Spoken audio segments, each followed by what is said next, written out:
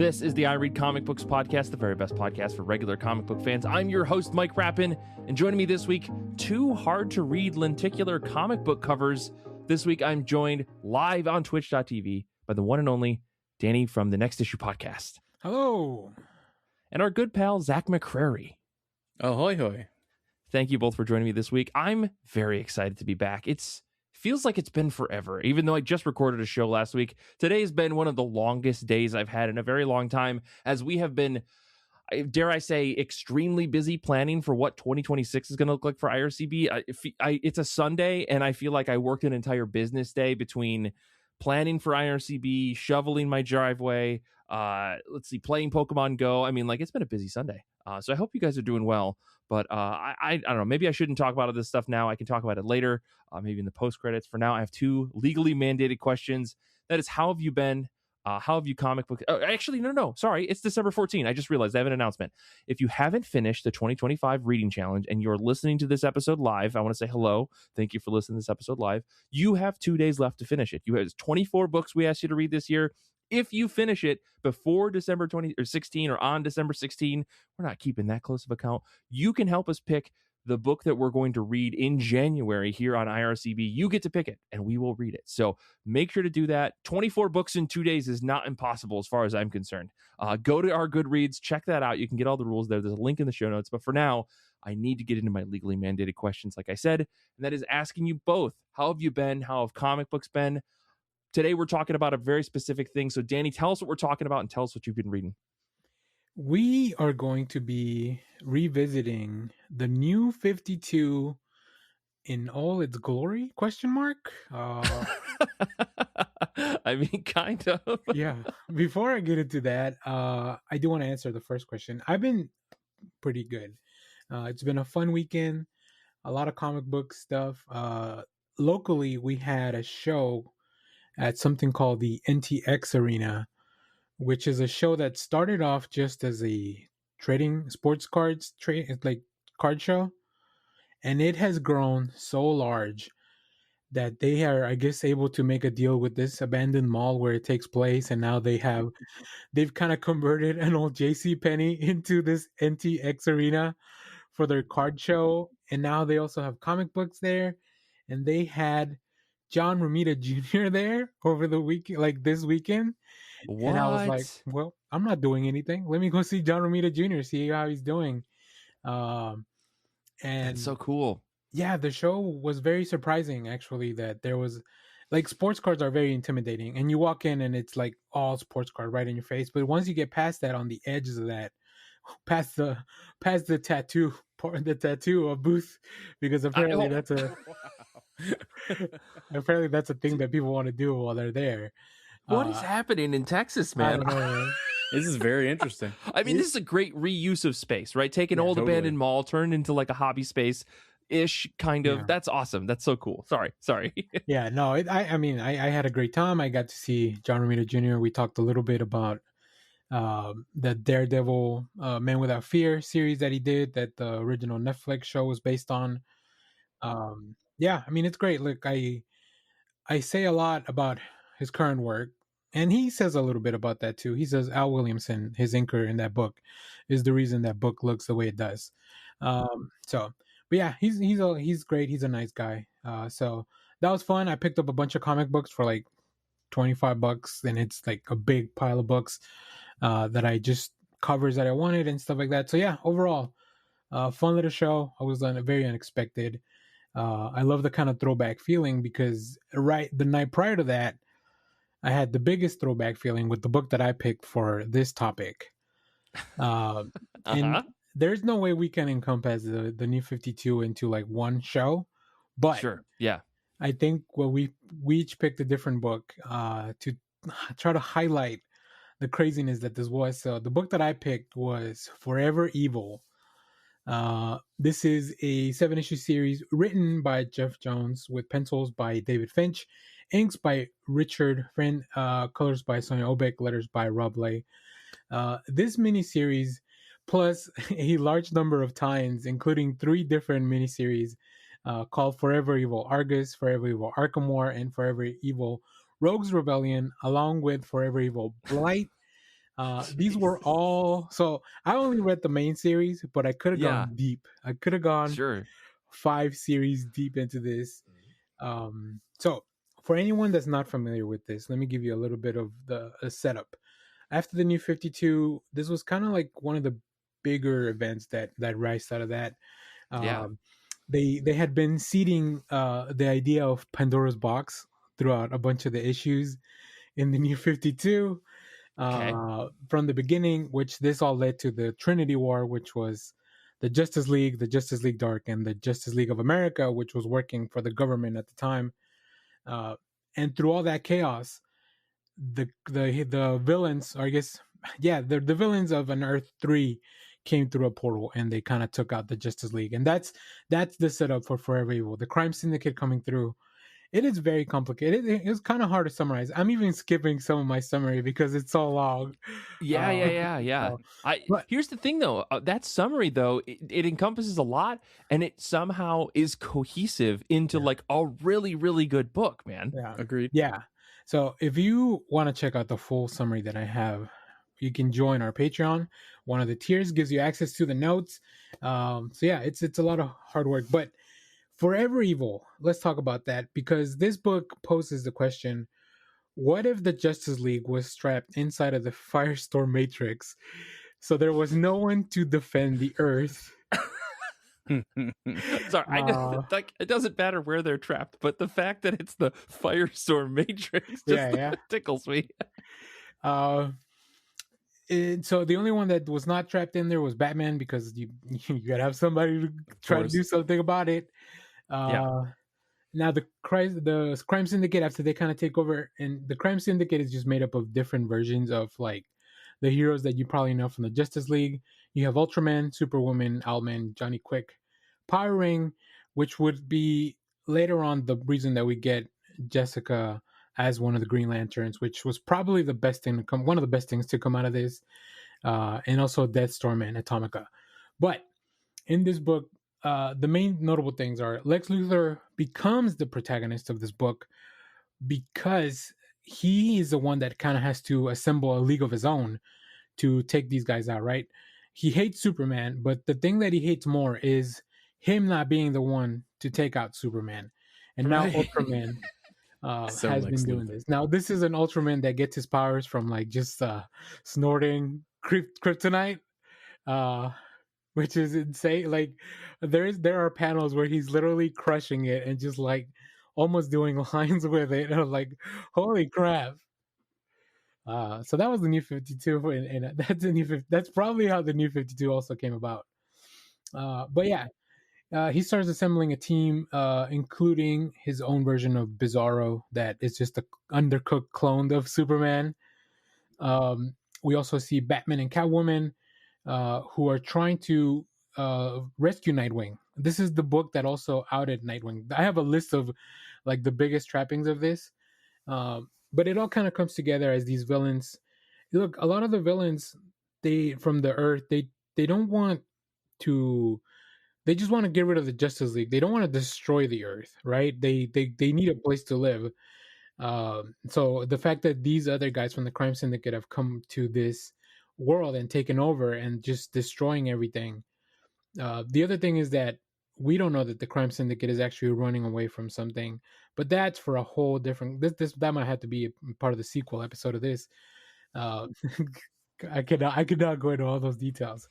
Yeah, there's way too much just for this one 7-issue series that is very good, but there is so much context to everything. Yeah, I will say David Finch. My goodness, like, dude is a machine, because these were coming out monthly. I don't know how long they had been planning this out, but it all really works. It looks like classic superhero comics, so I love that. I started reading around the time of the New 52 coming out, so like this was one of the biggest crossovers I had seen.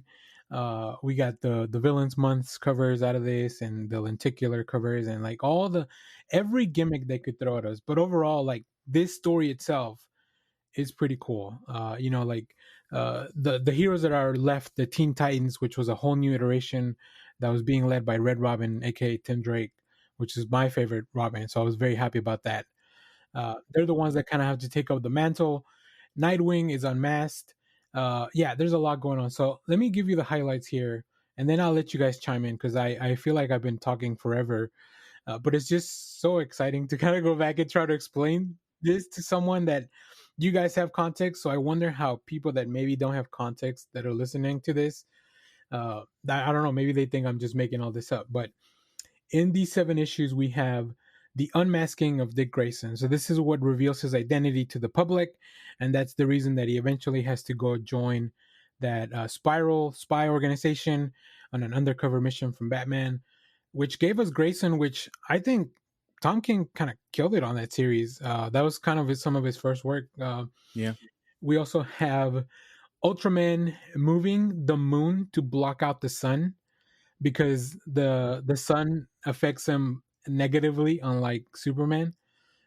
We have the creation of B-Zero because after the reboot of the New 52, the Bizarro that we knew and loved was not a thing. This is the first iteration of a Bizarro that we get. Like I already mentioned, the Justice League being trapped inside a firestorm. Ultraman taking out Black Adam by breaking his jaw so that he can't say Shazam. Like, Oh yeah. Forgot about Black that. Adam has a broken jaw for like 5 of these 7 issues, so he's just mumbling his way through this book. Mhm, mhm. Batman puts on a yellow power ring to take out on their own power ring, which calls down Sinestro, which is some of the coolest stuff. Like Sinestro telling Batman, "You could wield this ring if you really gave into it." I've Mhm, never seen mhm. anyone fight the ring so much. Whatever, it's just like over the top shenanigans.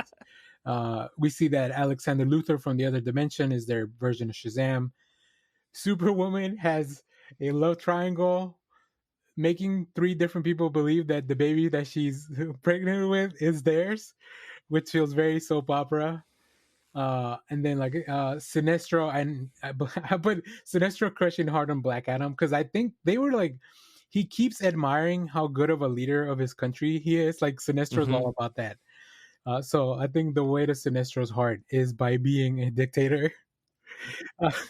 And then the last thing I put on there, the release of the 3D lenticular covers.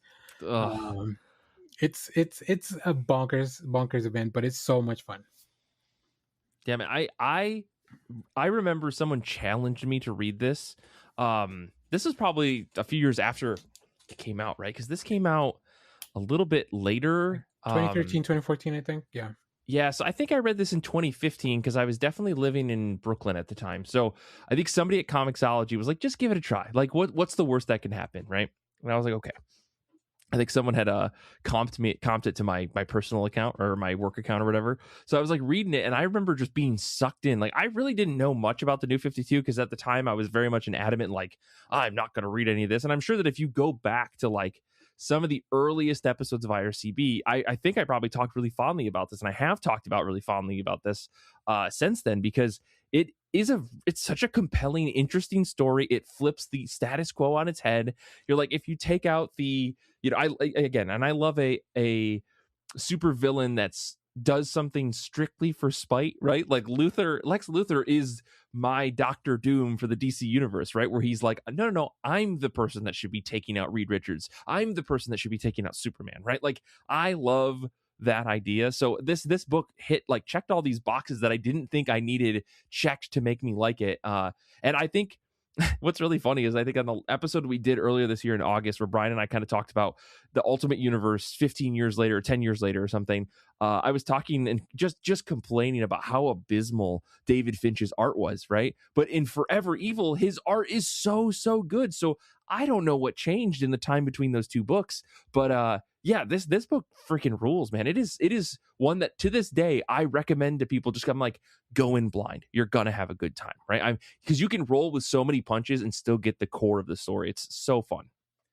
Yeah. I also am just happy that one of us chose a Geoff Johns book because let's be honest, like the New 52, like Geoff Johns is synonymous with the New 52 because so many of the best books that came out of it were Geoff Johns joints. Like your Aquaman and your Green Lantern and like Johns was like the guy for DC at the time. So I'm glad that one of us picked a Geoff Johns book.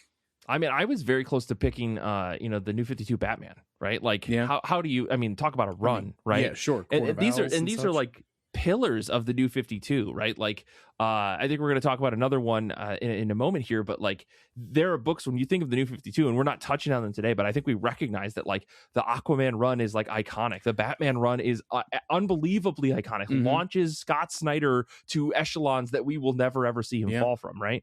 I'm not getting that wrong, right? That's that was Snyder. I was thinking like it's 2011 and I was reading a Scott Snyder Batman book. It is now 2025 and I'm still reading Scott Snyder Batman book. I mean, and that's the thing, like there was some stuff coming out of the New 52 that was incredible, and I'm so interested to see, I'm so glad that we all picked such different books, right? Because I think, Danny, you picked what was at the core one of the best crossover events to happen in the entire New 52.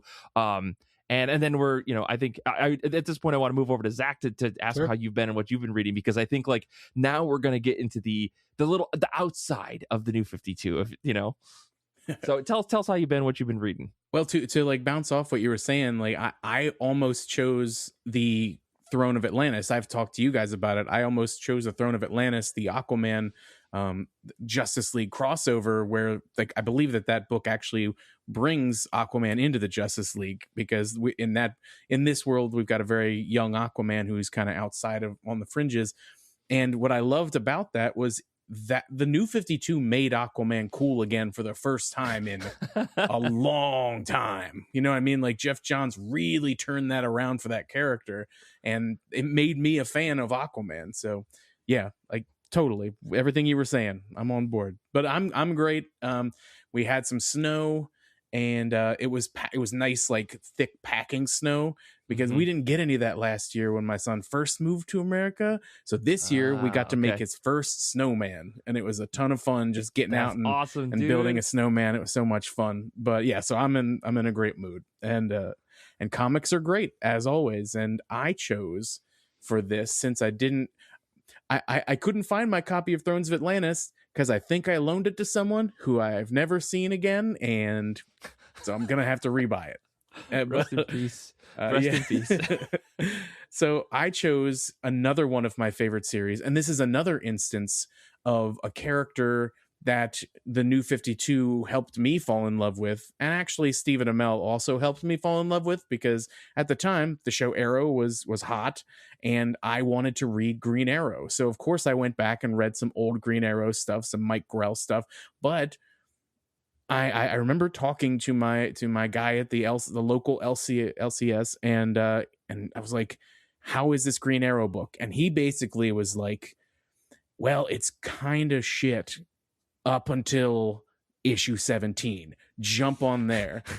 that was awesome. His, I remember that was his selling point. He was like, look, they tried a couple different teams, nothing's really hitting, but these two guys, Lemire and Sorrentino, are on this book now, and it is crazy good. Like, this is where you jump on. This was in my introduction to the team of Jeff Lemire and Andrea Sorrentino. That was our writer and artist. Of course, colors by Marcelo Maiolo, Matt Hollingsworth, and Sorrentino. Letters by Rob Lay and Carlos Mangual. I specifically read Volume 4, The Kill Machine, and Volume 5, The Outsiders War. It's issue 17 to 31. So, yeah, I'd become, like I said, a huge fan of the show Arrow, wanted to get in on here, and, I was grabbed, I was, like, sucked in by this, like, from the first issue, because I had never seen Sorrentino's art, and he's one of my favorite artists now, and I just remember, like, this guy, like, the stuff he's doing on these pages is nuts. Like, there's so much going on. His layouts are all over the place. I mean, like, as if I don't tout that duo enough on this show, because, like, I don't know how many times I've read books by them. This was made them like my top team. It was a fresh take on Green Arrow's character, and it was well executed. I loved the idea of Ollie's dad having put him on the island to go through hell on purpose to forge him into the Green Arrow, and that his family is part of this lineage, because it's a whole fresh take. He's part of this lineage, these secret martial clans that are all named for a different weapon, and that Ollie was in line to be the leader of the Arrow clan, and you have to, like, to become the leader, you have to possess the sacred totem, which was a green arrow, of course. I loved the changes they made to Shadow as well. His Shadow comes from the Longbow Hunters, and that book, Shadow's like the whole history of Shadow is kind of uncomfortable. And they changed the character around, made her a love interest for Oliver's dad, and like introduced Emiko, the daughter, like who is Ollie's half sister, and she's like tiny Shadow, like mini me in the same costume and everything. And she's got kind of a Damian Wayne thing going on where she's kind of, she's kind of a little smarmy jerk. And I love that. And Sorrentino's art, man, it was transformative for me. Like I said, his panel layouts, like the very realistic style, which I really like his realistic style, and seeing some characters portrayed that way. Like, I know this isn't New 52, but his version of Apocalypse was so weird to me, like because of the way that he draws, you know what I mean? And I loved it, but still, the whole package, it just worked for me. I liked the young Green Arrow. I like the breakneck pace of the books and how Oliver never really has time to breathe between arcs. And this version of Count Vertigo, I think, is also very cool. And the bit of an origin story that we got for him was well done, and everything about like his like fleeing from Vltava and the things that happened with his mother and his rise from that, and everything hits for me in this book. And then it was over, and they were replaced by a new artist and the writers from the TV show, and it sucked. It just like went back to sucking. So I stopped reading. Nothing was going to top what Lemire and Sorrentino did, and the next crew completely disregarded all that amazing storytelling, and even just randomly stopped using the side characters so they could use Diggle and Felicity Smoke, because they literally just wanted to do episodes of the TV show in comic form. I was not pleased. It was a real missed opportunity. But man, like, this isn't like, when I think of the New 52 era, I think of books like this where we got really good, new, unique interpretations of these characters. And I think that's why I love the Absolute stuff so much, is because we're getting kind of the same vibe. It's just that they're more willing to keep it because it's on the outside.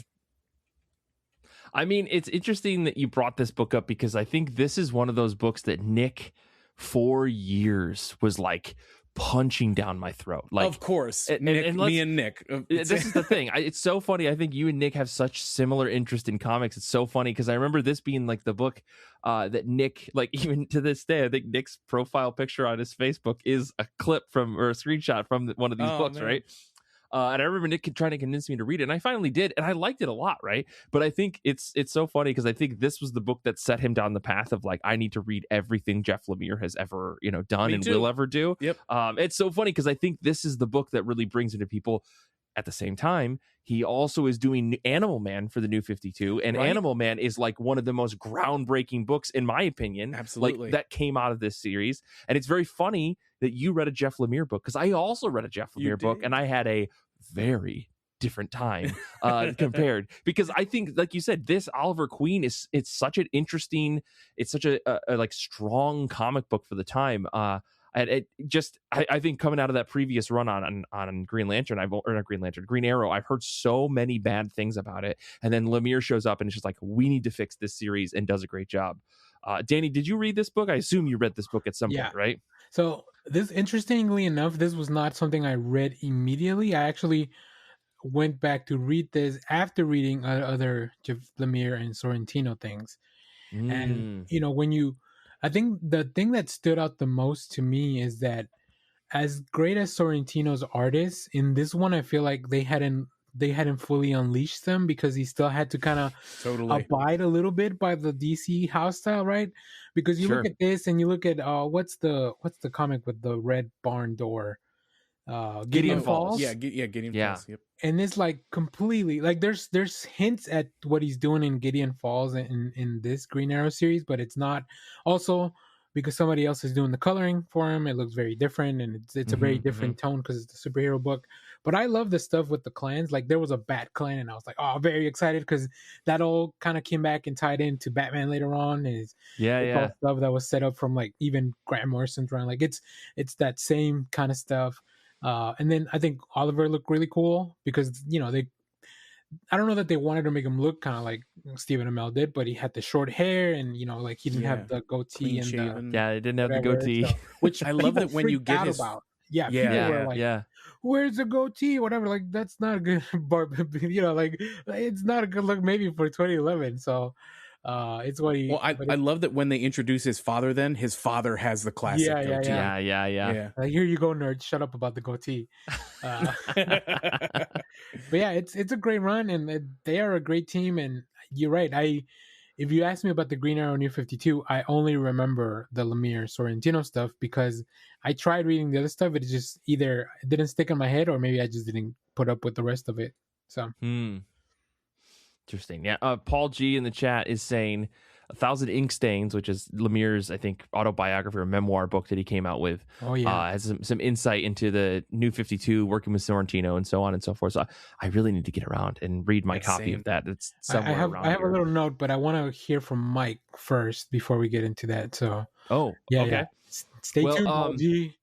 Yeah. Stay tuned, Paul. So it's been very busy here in New Jersey for me. I had to go buy a new car after I don't know if I mentioned this on the show last week. My car got totaled after my wife and I like drove over a manhole cover and it clipped the bottom of our car. Ooh. Totally destroyed it. So we had to get a new car. It's crazy. We were fine, all this other stuff, but they showed us a video underneath the car at the body shop, and they were just like, yeah, so like there's like this 2-inch thick piece of metal that just broke in half because we like hit it at like 20 miles an hour at the wrong angle. It's awful. So bought a new car, and that's been like chaotic. So like I've barely had time to sit down and read comics. Everything else is good. Pepperoni slices on the bottom of your car? Listen, I don't know if the Turtles had it out for me in Philadelphia, if they were somehow there, but I didn't think about that at the time, Danny. I should have seen if there was a rat tail or something coming out of the sewers, but no. Otherwise, everything's been pretty good. I've been playing a lot of Pokemon ZA because that game is amazing, and I've been trying to catch up on a book series called Blue Flag. Not catch up, but to finish it. A manga series that I've been reading for another book club, and that has been just such a delightful time. That book is so good. But I knew that I wanted to read something that was kind of on the fringes of the New 52, and it was a book that I remember having fond memories for, and then immediately not liking and dropping. And I couldn't remember why. I genuinely couldn't tell you why. So I sat down and I read Frankenstein, Agent of Shade, issues 1 through 9. I meant to read the entire run, the 16-issue run, because it only lasted 16 issues. But I only was able to get through the first 9 issues, and I'll tell you, it's not because of time constraints.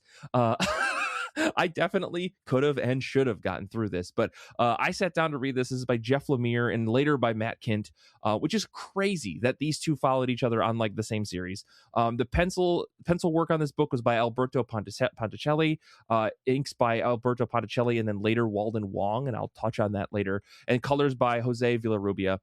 Frankenstein, Agent of Shade is about Frankenstein, who we know and love. He's an agent of this group called the Superhuman Advanced Defense Executive, aka SHADE, which is a hyper secret global defense unit made up of, quote, creature commandos headed by a, quote, Father Time. Father Time is a person who reincarnates into a new body every 10 years, and in this reincarnation, he is a little girl who looks exactly like a character out of Black Hammer. But whatever. Their whole thing is that they hunt down the weird goings on in the world, which is mostly just them fighting monsters. I thought this was a very interesting idea because it's essentially a DC's foray into a Hellboy type, a BPRD type, where we get this guy who everyone loves, and he's kind of gruff and he's grim, and he's got this long history, so we can kind of touch on his past if we want. He clearly has connections to the supernatural, and his friends are essentially the universal monsters, right? He's got a vampire buddy. He's not a vampire, but he's a vampire. We've got a werewolf guy. We've got a fucking literal mummy in this group, okay? And then the Bride of Frankenstein, and apparently the Bride of Frankenstein and Frankenstein aren't getting along, and that's issue 1, and you're like, cool. The problem is that these comics mostly stink. And maybe it's not that they stink, that they're bad. It's that they're fine. They are the most middle of the road comic you could ever read, right? Like there's nothing that hooks you, nothing that makes you feel interested in the character, no explanation for a lot of things. Like I know who Ray Palmer is, but Like, I don't know. I only know Ray Palmer because of other millions of things that I've read. I didn't know that he's the Atom, and we don't really understand who he is until much later in the series, or at least in the first arc. But yeah, I was kind of wondering if like there was some Morrison-esque jape that was happening in this book where we're supposed to think this is boring. We're supposed to think this is run of the mill, and then we're going to get everything flipped on its head. And then we get to the end of the first arc, and nothing like that happens at all. It's pretty unfortunate. The first arc of this is monsters are coming out of this lake and they're destroying this town, and so Frankenstein and his pals have to go and stop the monsters, and they have to ride in this special spaceship called an egg to fly into another dimension in order to kill all the monsters on this living planet. The planet is covered with 3 types of monsters, and each continent on the planet has their titans that have been creating all these monsters. And I don't know, like it's just so like, I was so surprised that a writer like Geoff Lemire, who was doing an Animal Man type book and doing all these other things that I think were kicking ass, wrote this book because it just felt so plain. And maybe that's what I expected the bar to be much higher. Maybe that's my fault. I'm going into this knowing Geoff Lemire in 2025 and not Geoff Lemire in 2011 when this book was coming out. But like, I don't know, there's just no heart and soul. There's no interesting quirk that makes this book work. And I think if you put, like, I expected a Morrison-esque thing, and like I looked into it on the DC fan wiki, and it turns out that Father Time was a character created by Grant Morrison way back in the day. I was like, oh, okay. So like all of the weirdness that makes this book kind of makes the shape of this book makes sense, but it just feels like the weirdness never gets executed on, and it just falls flat. I don't know. There's an idea in storytelling where there needs to be a but in your story, or there needs to be a therefore in your story, and it just feels like this every single issue is like, and then this happens, and then this happens, and then this happens, and then this happens, and there isn't a lot of intrigue, and the intrigue that's there is very like forced, right? Like the drama between Frankenstein and his wife, we just don't really know what happens, and when it gets explained, it's kind of like, oh, right, like it doesn't really feel justified. The sidekicks are really interesting. We got this Wolfman who clearly wants to like be the best protege that he can to Frankenstein, but we never get an interaction where there could be a moment either where Frankenstein says don't do this, or he says yes, I will take you on. And again, I'm 9 issues into this and we never get any of that, and maybe I'm just expecting too much too fast in this, but like, you need to develop these bonds earlier in a book, otherwise I'm not going to care. I don't know. There's like Ray Palmer. I don't know why he's there. He's a UN delegate, and he keeps threatening to like turn in Father Time. It's like, what are you going to do? He's got all this weird technology. There is a woman who is the scientist on the team. She is essentially like the creature from the Black Lagoon. Like, she turned herself into this amphibious monster, and she's the person that created all the creature commandos. And that's like a whole thing. And there's this maybe will they, won't they thing between Frankenstein and her that just immediately gets dropped after there's a modicum of interest from Frankenstein's wife. I don't know. It's so weird. I don't know. I have all these problems with this book because it seems like every time there was at least a moment of drama or worry, Father Time would be like, don't worry, there's a secret thing that I had that I couldn't tell you about until just now, and it's the perfect thing to solve this problem. And I'm just like, is that just how comic books are, and I'm being too critical, or is this bad writing? And I feel like it's bad writing. I feel like I've read enough comics to know that like this is 50s era schlock that's just trying to get pages out so that we can sell a comic book versus actual storytelling. And I'm very frustrated by it. So I don't know. I couldn't tell also if I missed something, right? So I went back and I tried to reread issue 1. I realized there's not a lot to it. And then I was like, oh, they did do 0 issues at some point during all of these new 52 books. Maybe it's in there. Maybe I didn't read that because I was just reading them in number order. Maybe that was supposed to like take place after like issue 5 or after 7, and then I would have all this context. No, that takes place after issue 12. So I don't know. I think maybe I'm just not a Frankenstein head like everybody else who read this book maybe was, because I was looking up like old comments on Reddit from like 11 years ago, and a lot of people are like, yeah, it's really good. I'm having such a good time. The monsters are interesting. And I'm like, maybe it's just me, but I don't know. Regardless, I want to finish it. I'm like 1 issue into the Matt Kindt stuff where Matt Kindt is like clearly taking things in a different direction. Thank God, like Walden Wong comes on after the first 5 issues and starts to ink over the artwork by Ponticelli, and like the book looks great. The first 5 issues, it's really rough to the point where I was like, did they like rush this? Did he have not enough time to finish these books? Because it looks so garish. And then Wong comes on and you're like, oh, this is a really good looking book now. So I don't know what was happening there. But yeah, I don't know. This book maybe is great. I just need to get to the end of it. Maybe it all ties together and Kint like really nails it, but it got canceled early. So I can't think that it's going to be great, but I've only got 7 more issues to go. So I really tried to read something different, guys, and it stabbed me in the back, but I think I maybe knew that I was going into the bad side of things. Wasn't that like a big thing at the beginning with the New 52? Was they were like, hey, we need 52 titles. They need to be like ready now. Give us a pitch right now. You know, yes. Like, so, I mean, that was probably what happened here. They were like, we want you to write Frankenstein. Tell us what you're going to write. And he was like, this. And they were like, cool, do it. Like, yeah, that's probably what happened. That is like one of the fall points of the New 52 is so they did so many books and so many of them got canceled real fast. So many of them sucked. But I want to ask you guys, I'm sorry for kind of taking over, but I'm curious, do you guys look at the New 52 on the whole as like in a negative light, or do you look at it and have a positive spin? I'm curious. I do want to answer that. Danny, I'd be curious to know if you read this book or if you had thoughts on it before we get into that, because I definitely have a lot of thoughts on that question, Zach. But yeah, Danny, did you read this book? Do you remember it? A lot of thoughts going through all this stuff. So I didn't go back and reread this, but I did go back through it. Interesting that you mentioned the first 5 issues that you didn't like the art, because those are the ones that I like the art the most. I think that rough style from Porticelli looks so cool. And then after that, it does look a little bit more house style, which maybe was what is drawing me off of it. Like it does look cleaner and stuff. But I really love the first few, like the art in the first few issues. I didn't go back through the story. I was just kind of paging through it. And the moment I stopped paging through it is when I got to at the end of the first arc, and I see the next issue is written by Geoff Lemire and Dan DiDio. And I'm like, oh yeah, there was the OMAC issue. And I'm like, oh no. And I remember like, oh yeah, they wanted to make OMAC a thing back again in the New 52. Mm-hmm. So I was like, well, I know what happened there. So yeah, I kind of didn't want to keep paging through it. I will say the serial issues were out of order because they were part of the whole anniversary of the New 52. So after issue 12, they did serial issues for every single title that was ongoing.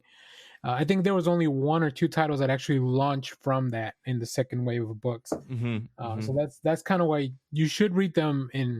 Makes no sense now, but yeah, it's 1 through 12 and then 0 because that was the publication order.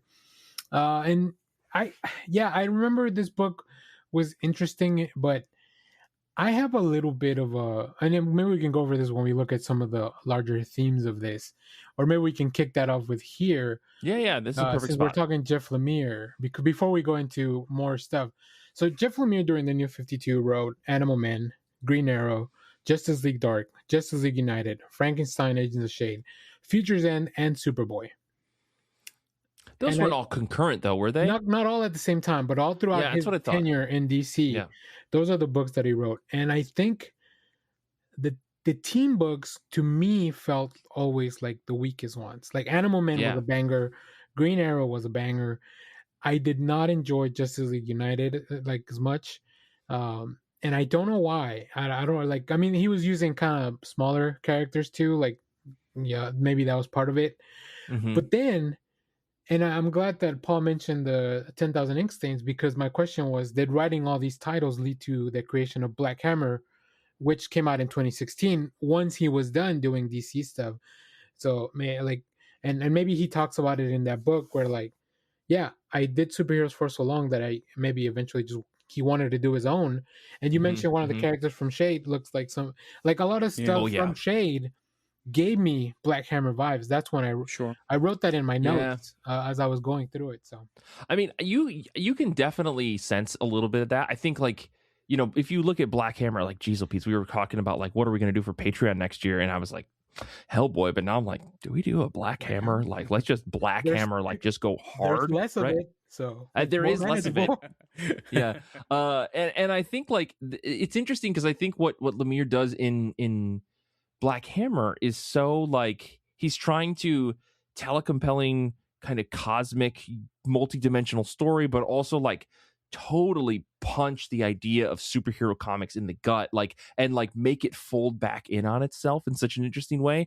And maybe I think that is just a result of having worked in Big Two for a little while and just going, I need to say something about this that I couldn't say in the actual text themselves, so I need to invent something. But I think you're right, there is like there's some smells coming out of this that you're like, oh, this may have been like a seedling that starts in the back of a notebook that eventually becomes something bigger. Yeah, I definitely could see that. Because I mean, the thing about Frankenstein Agents of S.H.I.E.L.D. is this little girl, she's like speaking as if she is this big director. She doesn't have a foul mouth kind of like Gale does in Black Hammer, but she definitely has this tone that you're kind of like, this doesn't jive well, and there's no explanation. I think that's what rubbed me the wrong way. If there was just a modicum of like discussion around it rather than like the go pace of the series, maybe I would have liked it a little bit more. But yeah, so it's interesting. And then of course, like having now seen that Creature Commandos animated show, I'm like, oh yeah, a lot of these guys are from that book, but twisted and turned in different ways. So yeah. So. I mean, you guys mentioned it earlier, but like the 52 titles a month was insane, right? It was, yeah. I know that was like their whole thing, like, and this comes out of like a long-standing DC obsession with the number 52, and I think that starts with 52. Yeah. And I'm not going to speak out of turn here and act like I understand or know enough about this, right? I think I need to call on Paul, and I need to call on Kara, and I need to call on probably Zach and Danny and Nick and everybody else who isn't me, who probably has this knowledge in their brain in some capacity. But DC has had this number like fixated on for a while. Do you guys know anything about that? Because I cannot say that off the top of my head, at least. It was really the easiest way for them to do a weekly series that lasts a whole year, because there's 52 weeks in a year. And then after that, they're like, ooh, we need to make this a core part of our being, which sounds fun. But if the year had 40 weeks, it would have been 40. Like the series would have been 40. Yeah, exactly. Yeah. The new 40. The new 40. Yeah. Go ahead, Zach. Go ahead. What he's saying, I think, is exactly right. Like the idea of 52 is literally just because of 52 weeks, because of that book, and the idea of like what happens in this world without the Trinity. Here's a whole year of these other characters trying to do like what needs done without Wonder Woman, without Batman and Superman and stuff.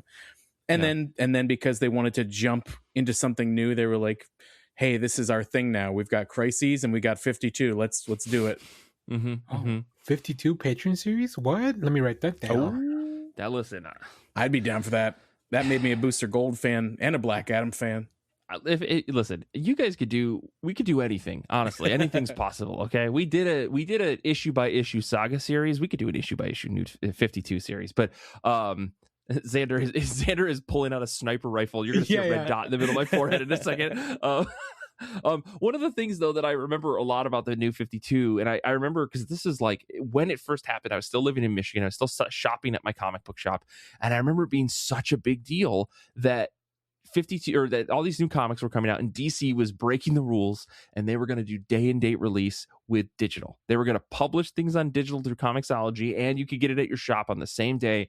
And I remember at the time, just some people at my comic shop being like, this is it, it's over, comic book shops are done, like nobody's going to buy anymore. And I'm like, ye of little faith. I remember thinking, well, one, I'm not going to buy digital comic books because I care about my local comic book shop. Here I am, flash forward 3 years later, I'm working at said digital comic book shop and I'm buying comics equal to my paycheck every week, like.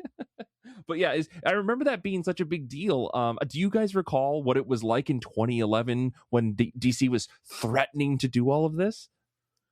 I just started reading in 2012, like hardcore. Like I had read some of the bigger stuff, but yeah, New 52 for me, and sounds like for Zach it was very similar. Like that was kind of my way into the stuff like the fact that Scott Snyder Batman was on issue like 5 or 6 when I jumped into comics was crazy. So I didn't know what was going on. I just kind of rolled with the punches.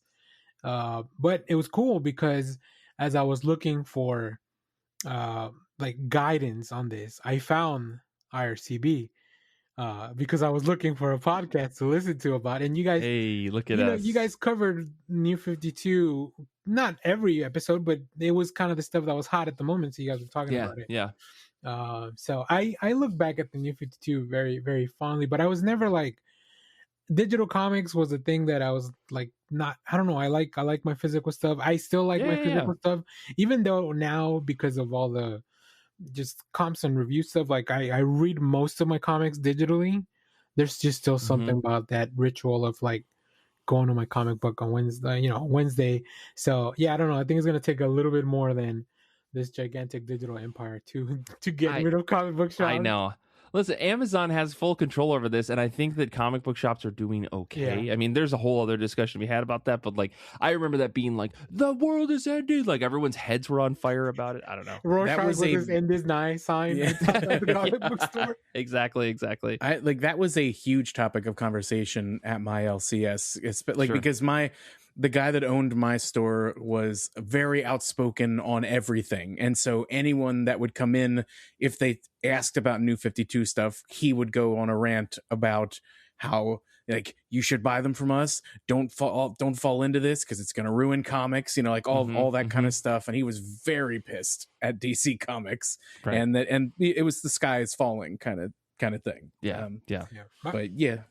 My shop was never like, they would even get those comics that cost $1 more from DC, and you could redeem a digital comic with it. Like, they came in a little bag. So, like, I mean, I think they were embracing it, but I mean, Jeremy at Titan Comics in Dallas, he'd been doing this for like over 30 years. So, like, he has seen every End Is Nigh event that's happened in a comic book. So, I think he's at this point, he's just like, I'm gonna just keep doing my thing, man. Yeah.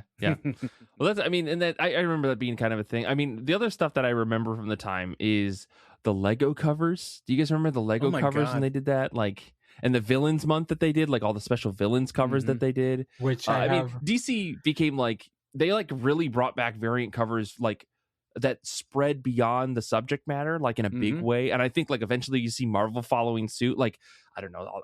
I'm a sucker. I bought a half dozen Kylo Ren covers on Star Wars books that I would not reading because I saw Kylo Ren on them. So like, I remember that spawning from the New 52 after it had like a little bit of time of it not being such a big thing. I don't know. What are your guys' thoughts on that? Because I mean, Danny, I know you're a big variant cover guy, but like, were you saying I got to get all the Lego covers? As someone that has I have all the lenticular covers except for 2 of them. Harley Quinn. For the Villains Month, the only one I don't have is Harley Quinn and Joker's daughter, because both of those were short printed, so the value skyrocketed immediately, and it was just unaffordable. Like, I could not afford it. But I did get the Forever Evil lenticular cover, which was like a 1 in 100 at a convention years later. Where so I love those. I don't like all of them. Like the Legos covers I don't care for, but then they had Darwin Cook do like a whole month of covers, and I forgot about that. The ones that were they were horizontal for some they had some good ideas and then some bad ideas, and the Lego covers I feel like fall to me in the bad category, just because I don't really care for that aesthetic of like just a big picture. Like, I love Todd Knock and Alex Ross, but I don't like their covers that is just like a big head or a big torso in the cover. Like, give me a little more, like give me an actual cover. Oh man, these Darwin Cook covers, I so forgot about this. These are so good. Yep. And you can find them in dollar bins all over America, all over the world, because like, I'm gonna go on eBay and just buy a pack of these and have them sent directly to your house, Danny. That's gonna be my Christmas present for you, Danny. I guess I'll have 2 sets of the Darwin Cook covers. There you go. I might have that Joker's daughter lenticular next time I get to my up to Pennsylvania, and I can look at my giant collection. If I have it, you can just have it, because I don't care. I'll send it to you. I would say check on the price first, and then. Oh really? Yeah. I don't know. Listen, it could be a college fund right there, right? I don't want you to just give it away. Fair enough. Right. Zach's going to have his own little kick-ass moment. But, okay, well, I'm glad that we all read something out of the New 52. I do want to wrap this show up in a timely manner, and we've got a special thing we're going to talk about in the post credits, only for patrons. We're going to talk about Youngblood #2 if anyone's interested, because I got some thoughts. But let's get into the top of our pile. Comics that are, something that we're just trying to read, whether it's new or old, or something that you're just trying to get off your shelf. Let me kick things over to, I'll kick over to Zach, but first I want to shout out some of the folks hanging out with us live today on Paul G saying he's going to take those covers that I'm going to buy for you, Danny. So we'll see. I want to shout out the people who are hanging out with us today as we are recording today live. Paul G is on with Twitch with us and sent me a pic. Paul's going to be reading Proof as part of the reading challenge. I think Paul's trying to wrap that up before the December 16 cutoff. But Zach, what's on the top of your pile this week? So it is funny that we're sitting here talking New 52 DC, because I need to catch up on the Absolute comics. I admittedly fell behind, except for maybe like Wonder Woman, like Absolute Wonder Woman, because that one is just my jam for all of the Absolute stuff. But yeah, I am my next goal in reading comics right now is to just go so fucking hard on the Absolute books and just catch up on all of them. And I would say that on some of them, I am between like 4 to 8 issues behind. so I really need to get back in the swing and just catch up. I'm pretty close with Martian Manhunter. I'm pretty close with Green Lantern. Wonder Woman I'm caught up on. I'm so far behind on Superman. I gotta catch up on Absolute Batman. I gotta catch up on Absolute Flash. Like, it's gonna be a good week or two of just nothing but Absolute books. Here I am in my life. Oh, Danny, it's so funny. I have literally that same hardcover sitting to my left here. It's so funny. We are living in 2025, and I was talking about earlier about how I was back in the day, I was like I don't want to read these DC books. They're all so stupid. Here I am. The first book I'm reading every month that comes out, Absolute Batman. It's at the top of my list. And the Matt Fraction Batman, top of my list. Who am I reading Batman for the first time? No X-Men on my pull list for almost a year. That's weird. And I'm reading DC comics. It's crazy. The world is wild. Mike's trying to take my gimmick. Are you Mike? Are you like Earth 2 Mike? Did you switch places? Yes, exactly. I only read DC comics. I don't like the X-Men. Yeah. Zach, I'll give it to you like this. Here's my ranking of the Absolute stuff. Let's hear it. Batman and Wonder Woman tied for first. Absolute Martian Manhunter, then Absolute Green Lantern, Absolute Superman, and Absolute Flash. But they're all really good. So that's just like Danny is like saying they're all A's, but this is a 99 versus a 98 versus a 96. Yeah. I mean, I spending the money on any of these Absolute books, I feel like I haven't gone wrong. Yeah. The hardcovers are so nice too. I'm only buying volume 1 of the hardcovers because I'm buying most of the singles.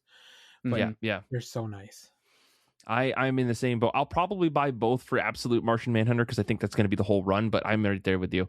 God, it's going to be a shame when DC ends the Absolute universe, right? Because it's probably going to come to an end. We'll see. Scott Snyder says he's got 50 issues that they can go to, so I'm not worried about it for now. Yeah, I mean, we can only hope, I guess. But Zach, I'm very excited to hear your report once you're done, because I'm going to expect your same grade and rank for all these books once you get caught up. I can do that. Absolute Zach. Yeah, absolute Zach.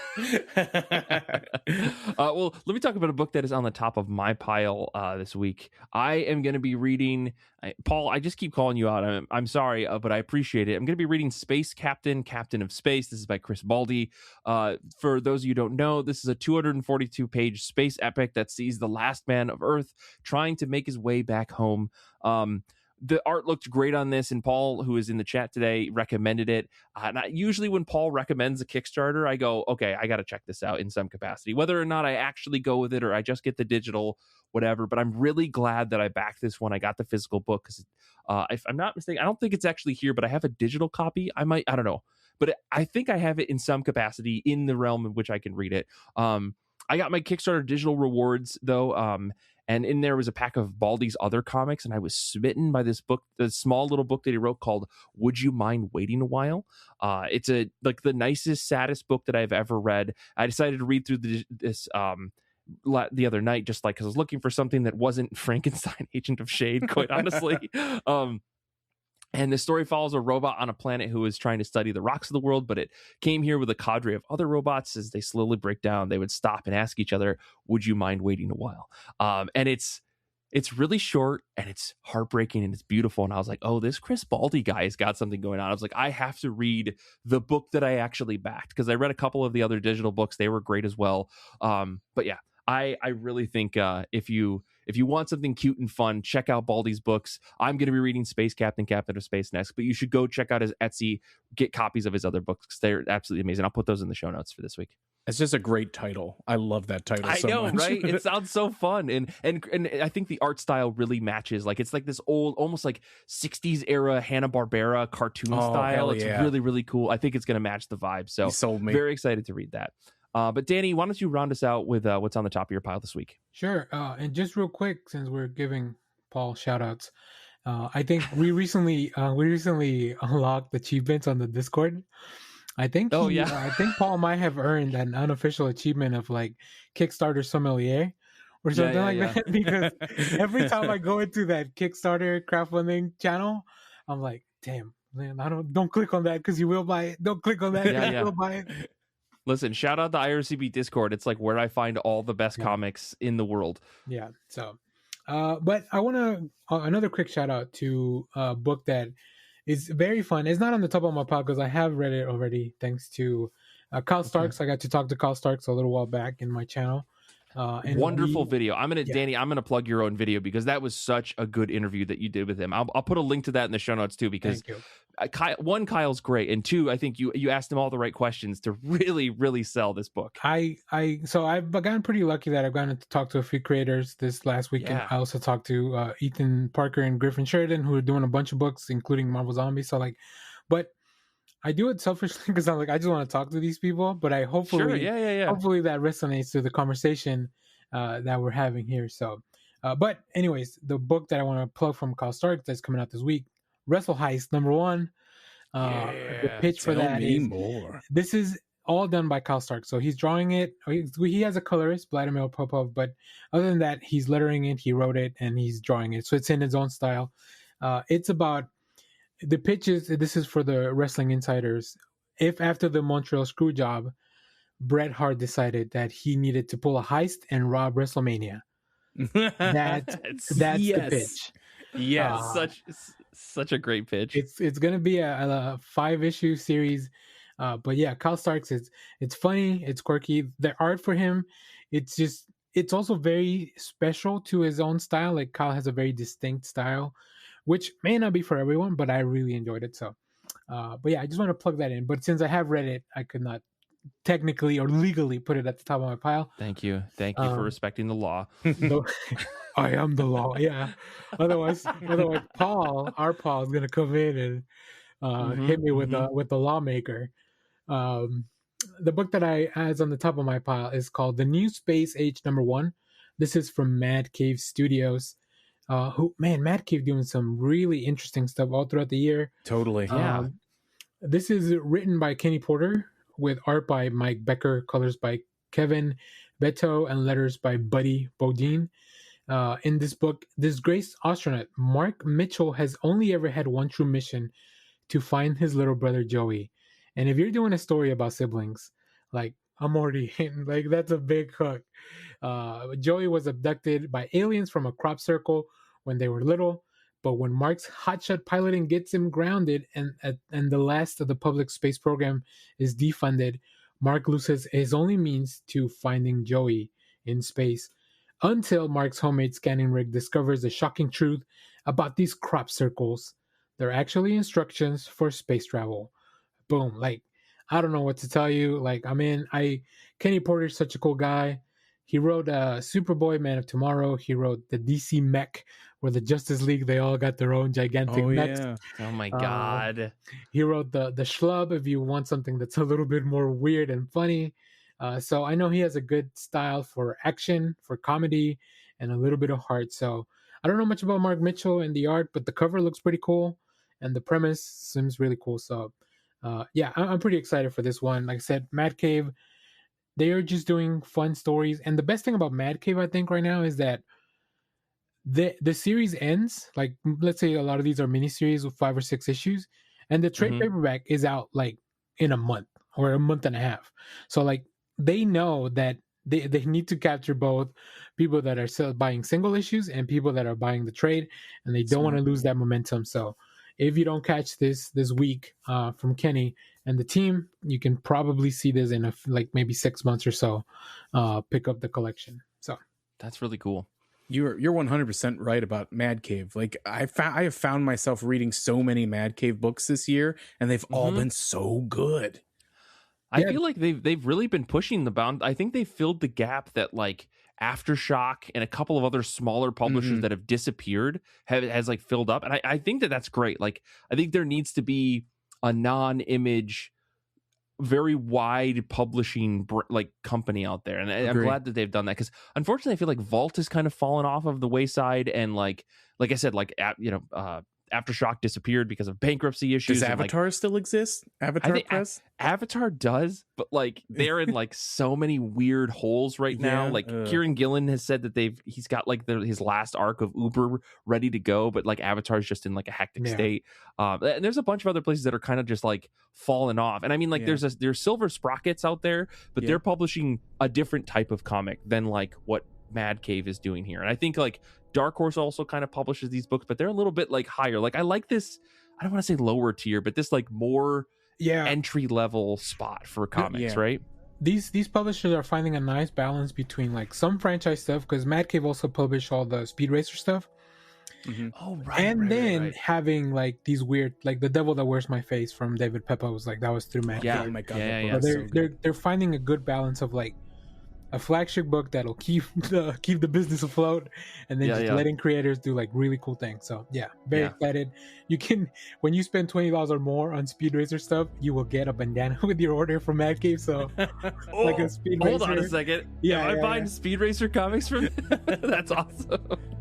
If you get a bandana from them, you are wearing it on like the next episode. The next episode, of course. If somebody out there wants to buy me $20 worth of Mad Cave stuff and force me to wear a bandana, I will not be upset about it. My God.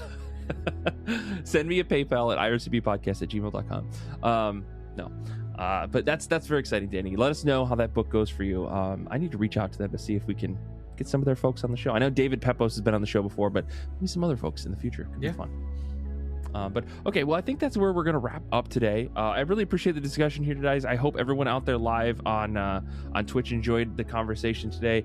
We're going to end the show here, but we're going to keep going. So if you want to listen to what we're going to talk about after the show ends, you can check it out on patreon.com/IRCB podcast. For now, I want to say thank you to Danny and Zach for your time. Thank you to Paul Jaissle, who is proof listening today. Thank you to Paul hanging out with us live on Twitch. Thank you to everyone else listening. If you're out there, thank you to Zander for editing this episode. And until next time, comics are good, and so are you.